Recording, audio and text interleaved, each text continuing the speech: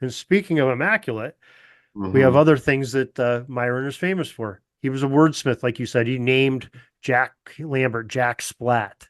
And we're Yeah. going to talk about some of the other things, the ones that lasted and we enjoy today, and know, and maybe some there, you have one or two that didn't work out so well. Now he named Jack Lambert, gave him his nickname. He named Cordell Stewart Slash. He named Jerome Bettis the Bus, although I think he borrowed that one. He heard that one from somebody else. He, of course, named the Terrible Towel. And the Immaculate Reception. Now, that's an interesting story. He was not in the radio booth when that happened. He had gone down to get ready for his post-game show in the locker room, but he had stopped by the sideline. And so when Franco made the catch, if you watch the film closely, you can see Myron. He zooms by Myron on the sideline. Myron was like almost in position to make the tackle. That's how close he was.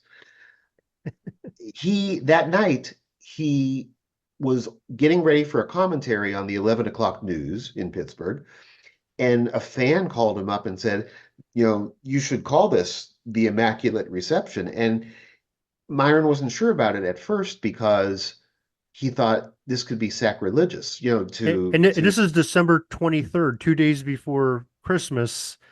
So it's yes, very fitting. So people are thinking about the Immaculate Conception at that point in time. So, yeah, and yeah. this is and Myron is of Jewish descent. He's raised Mhm. Jewish all his Yes. life. So very interesting that whole thing too. So I'm He sorry. did, Please continue. he didn't want to possibly upset anybody by making a religious reference.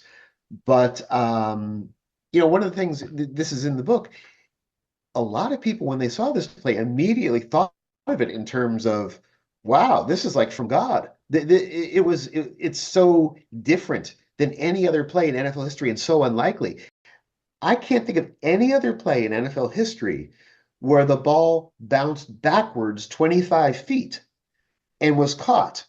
And I can't think of any other play where the defense, you can visibly see the defense relax. Like, oh, we won. The ball was batted down. Tatum broke up the pass.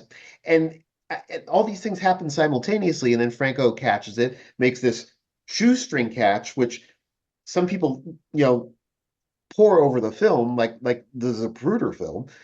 And he runs in for the touchdown. And Art Rooney and Dan Rooney, both of them said after the game that, I think Art Rooney's exact quote was, the Lord might have had his hand on our shoulder for that play. There was a quasi-religious aspect to it. And so this fan suggested to Myron call it the Immaculate Reception, and he thought about it for 3 minutes and said, "What the hell? I'll go with it." And he said it on the air, and it caught on pretty quickly.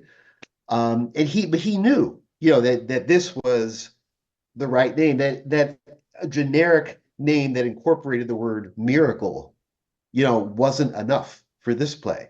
This was beyond miracle. The only real misfire he ever had was when they were trying to name the Steel Curtain, and his idea was, let's call them the Anvil Chorus, and which was like an image from an opera, like an 1850s opera.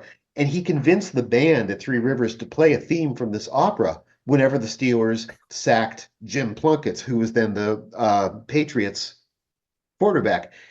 And they played it like 7 times because the Steelers kept sacking Plunkett, but the fans just like, well, what the heck is this? They had no idea what this music was. So that one Yeah. didn't catch And, on. But and did you usually have Myron somebody was on somebody target. describe it? Forget who it was. One of the media personalities at the time said, we couldn't figure out why the band kept playing funeral music every time. Yeah. I thought that was hilarious.